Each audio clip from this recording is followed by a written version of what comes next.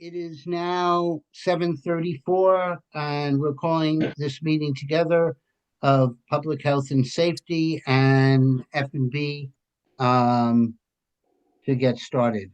Neither one of the committees will be voting on anything today, so we're going to go forward with what we have. Okay, so I'm going to start with Appendix B because that's where Public Health and Safety is here. So basically, this started about 2 years ago when on F&B I was trying to assign various grants, departments, boards, other associations, working groups, committees, everything, advisory groups to various committees in the RTM. And just to cover things, I happen to actually go into Appendix 6, which covers the definition of the of the committees, and read them and said, "Oh my gosh!" So Public Works still had the incinerator in there. It said all of us had decisions on personnel, which we do not, and a couple other things. So I went to Seth and said, Seth, we got a problem. And so Frank Kemp and I have been working on this, meeting with other committees over a year ago. Currently, what you have before you is a TGSNA document where they have had a number of sessions. They approved this, and this is instructed us to go to the committees to get some final feedback. I know it's a short time frame, but because we want to turn this around and bring it in April, we're looking to have any comments by Friday or Saturday. Should be either sent to myself or Frank. If you're going to send it to Frank, please use his Gmail account. If you're sending it to me, you can use either my Gmail or my Darien.gov. Both work. So the key is, I'm going to show you a sheet, which I'm sure nobody can see, but it was the intro one. When we went through this, there's 5 reasons that things got changed. The first one was the change had to reflect actual practice over the last 20, actually, in certain cases, 30 years. Like one of the clauses had that somebody cannot be on more than 2 RTM committees. Well, nobody's been on 2 committees for 40 years. So we're putting it back to where it should have been. There's also changes for clarification. Oh, one of the other changes that we did for clarification is throughout the code, it was saying where you had a meeting where you had a quorum. Well, you can't take action in a meeting where you don't have a quorum. So we took those things out. You can still meet, you just can't vote. Then we had changes, clarification, as I said. Descriptions of all the standing committees were old, archaic, and simply incorrect. That's a nice way of saying it.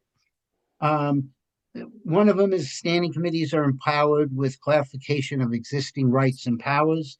And the last one was, one of the things was pretty draconian, which said that the Rules Committee, with or without cause, can vote to remove a chair from a standing committee. And we all read that and said, WT, and you can put in your last letter there, and said basically, that ain't standing here. The standing committees rule their own committee. So I'm only going to go through a couple of real quick things here. What we're asking, so if you use this page, this intro has why it was changed. So it has the part, the section, and the page number in the docket. The docket has the existing code and the proposed code, so you can compare the two. And so if you only want to see the descriptions for the standing committees, it tells you exactly where to find them. If you want to see just the clarifications, that's fine. If you want to read the draconian thing, it tells you where to find that.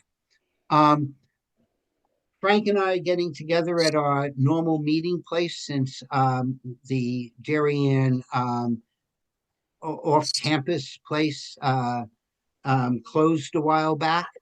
Um, and so we'll go to Dutchess, gather these all together, and on Monday we're going back to TGS&A to put the final together. This is not Frank's and Jack's document. This is TGS&A makes all the final decisions on this. It's their document. I was brought on because TGS&A is the only standing committee that doesn't have a budget. And so some of them were lost when we start talking about what you do for a budget. And so that's why I continued with Frank on this project. And quite frankly, yes, I know it's taken 2 years. My standard joke is that this is not a Beaujolais. It's supposed to hang around for a couple of years, so the wine should be a little bit better. But to be honest with you, I want this over so I can get back to my real job, which is playing with numbers instead of words. So, we're just please read it, make comments.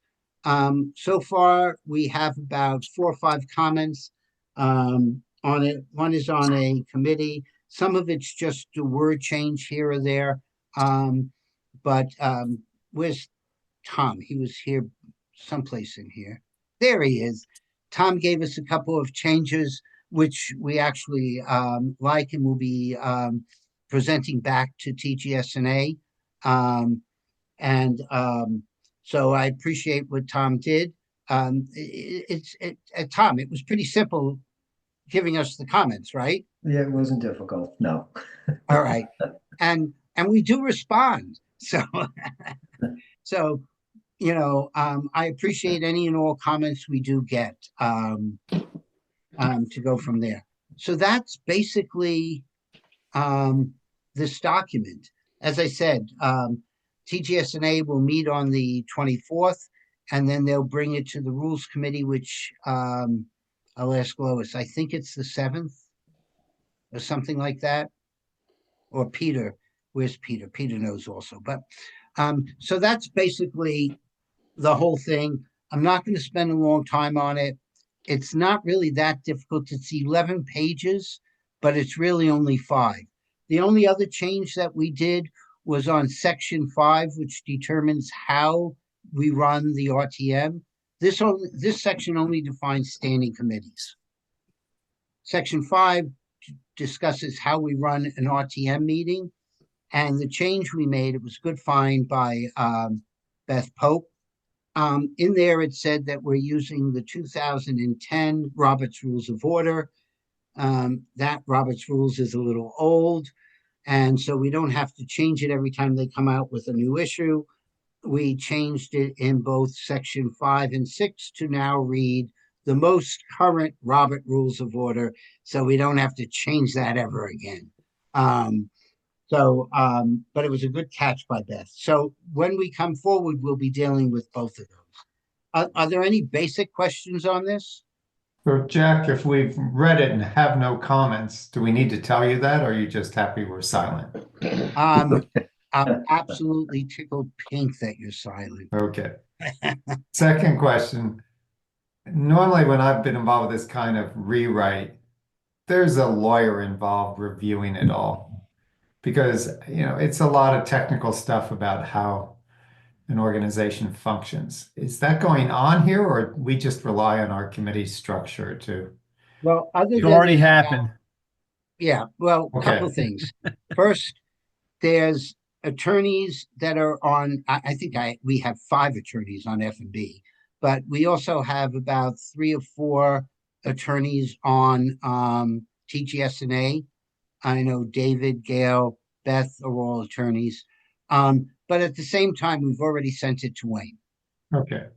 So Wayne's already looking at it so that they can get a jump start on it.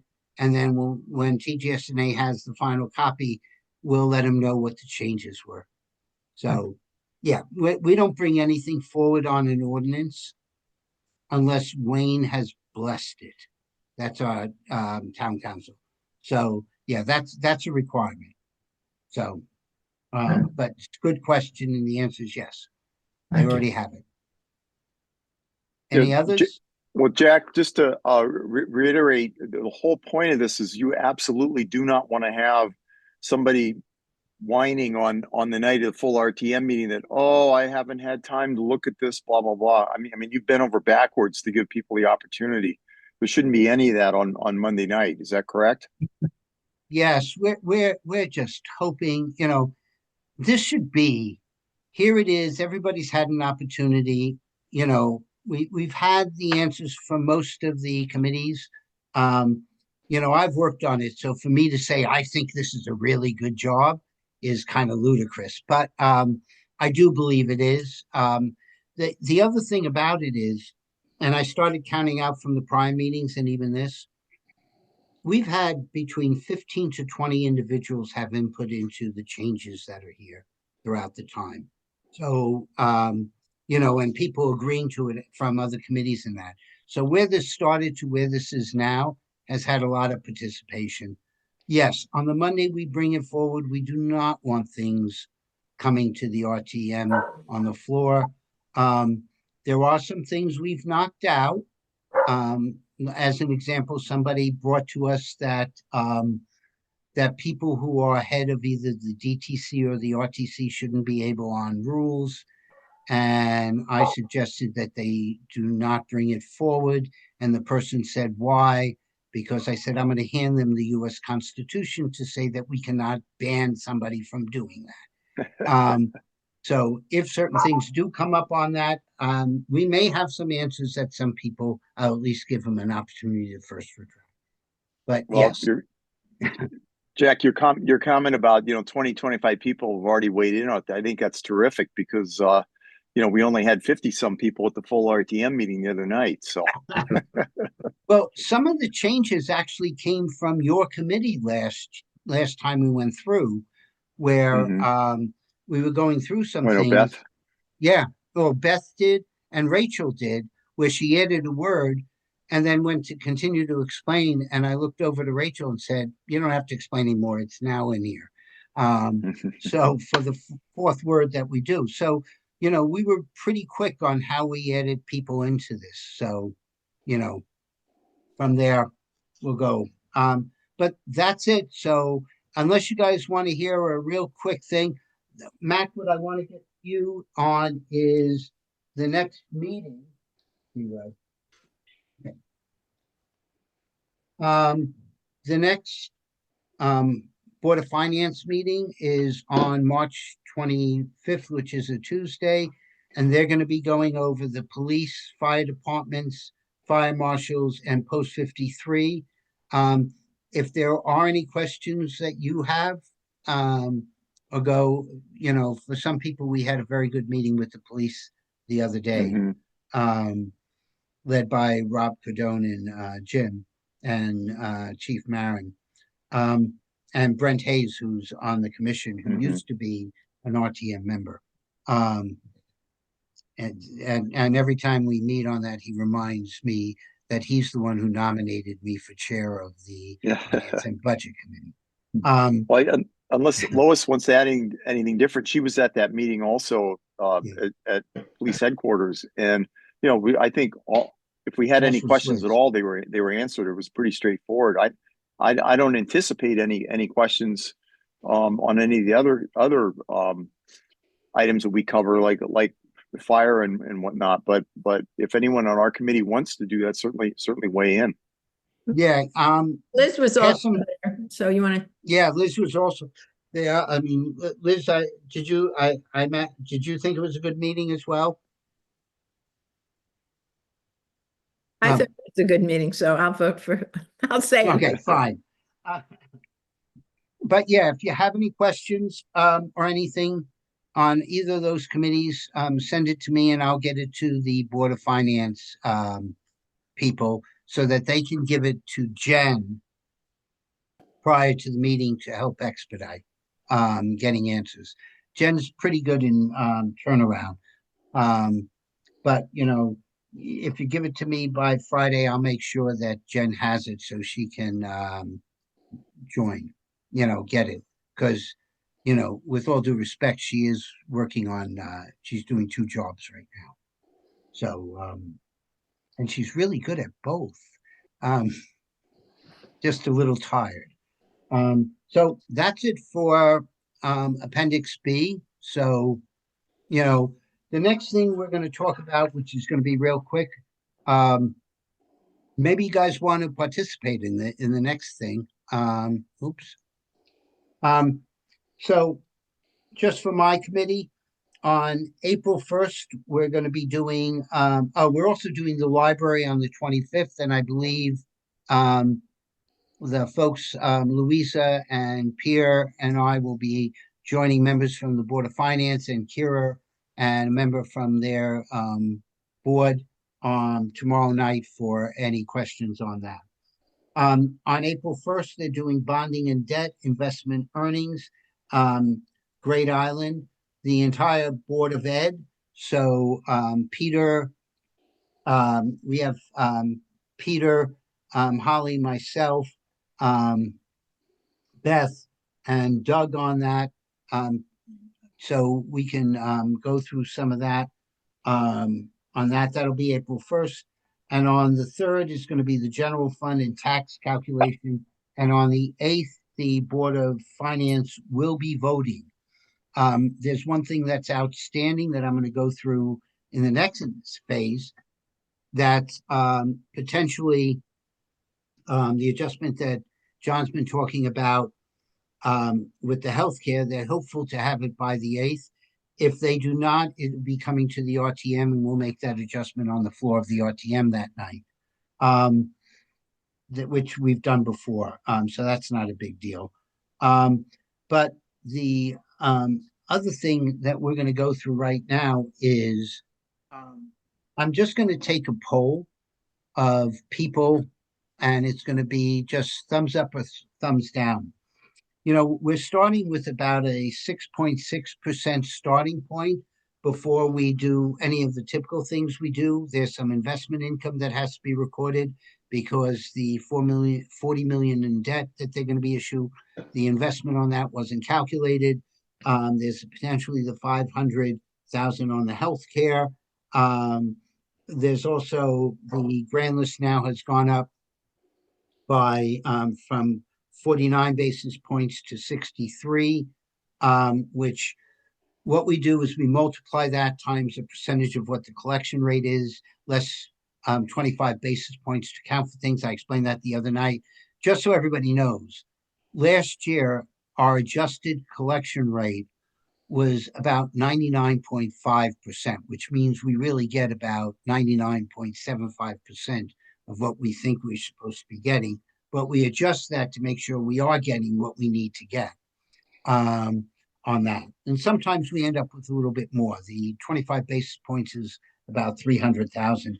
But when I run some preliminary numbers, and then we'll take some money out of the general fund to pay down capital, I'm going to be going there and talking about that I don't want to do a full reduction on the general fund because in the Board of Ed budget, there's about $1.1 million of federal grants that comes from the Department of Education. And I'm not sure that the Department of Education is going to be there next year. And if they're not there, we're not getting our money. So rather than playing with that, I just feel that it may just be just as well that we leave it in the general fund, because if they need it, it's there for them. And, we're not really doing cutting to education to try and figure out where it is. So I'll be presenting that to the Board of Finance, which may reduce how much capital we pay. But basically right now, at a high level, the mill rate increase looks to be 4 to 5%. Now, we've been keeping it in like 3.5, but to a certain extent, that's been a little artificial because we've had great growth in the grand list and we've bonded a lot of stuff. We're not bonding anything under south of $1 million, which we had in the past. That's a business decision that has been made. And one that F&B agrees with. We talked about that last year. that we wanted to stop bonding smaller items and kicking cans down the road. So I'm just looking for an up or down, not a lot of conversation, but you know, this is what the numbers are. And I'm going to say I'm okay if we're between 4 to 5%. And again, it's really what it costs us to run this town. And I think some people need to know that if you want this education, if you want these services, the big thing is our debt service is growing because we are investing in our schools. And we have 4 or 5 million from Great Island that we made the commitment for. But if you look at all that, I just want a yes or no, and I'll take it from even people from public health and safety. If that's what the number is, are you okay if that's what the number is? Because I'd like to go back to Jim, and because I asked, he goes, what do you think it's going to be? I'm not telling him what I think, but I want to give him the range that, what the school came in at, what the Board of Ed is now, and a 20% increase in debt service. The numbers are what they are. And we're not making a lot of interest that we had made in the past because rates are down. So Can I'll I ask a start. question, John? Sure. With all the new building that's been going on in the town, commercial real estate that's gone in, what impact has that had on the tax base? It's growing. And there was an analysis that was done by John based upon a question from Dan, because one of the add-ons in the Board of Selectmen budget is we have to hire a new fire inspector. What happens, we get paid the first time we inspect a building, all right, for fire, all those apartments. And legally, we have to do an inspection every year, and we don't make any extra revenue for that. So every one of the apartments that come online. So there was an analysis of what the grand list value of those were based upon the what their prior value is versus what it's supposed to be, and it raises the grand list up by about $250 million. So it's a significant increase. Now, when Corbin took down their building, their value that was there is eliminated. It's the land plus what stage they were in the completion of the property.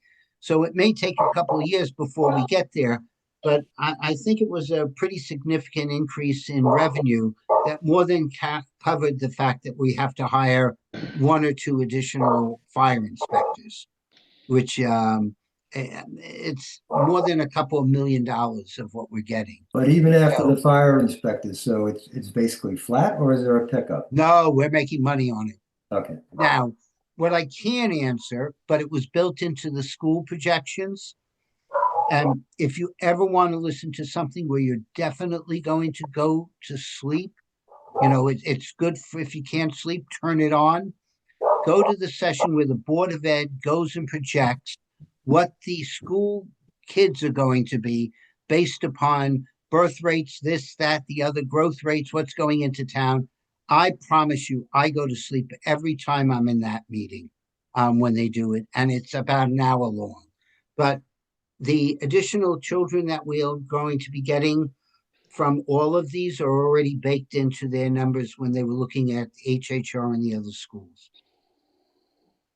They estimated what those costs would be. So we're going to make money on this. So how much, I'm not quantifying, but it looks good. It looks good from what John's analysis was. I mean, significant growth in the grand list from that. So any other questions on that? So I'm going to first go around to my folks, but everybody else can either give me a thumbs up. And I'm sorry, Bill, yeah, I got from Peter, I got from Charles, Bill Dunn, we're good. Mike, Bill Smith, great. And I got from Dan, Tom, I know you're as cheap as I am, so what's, All right. thank you. Uh, Mac, thanks. Steve, thanks, and Lois. All right. With that, I have nothing else to discuss from my meeting. We'll do minutes some other time. I promised Bill Smith, who's still in the office and has to get home, that we would wrap this up by 8:30. We've had a lot of long meetings. I'll take a motion to adjourn. So I have Peter and I have Pierre. Guys, thank you so much.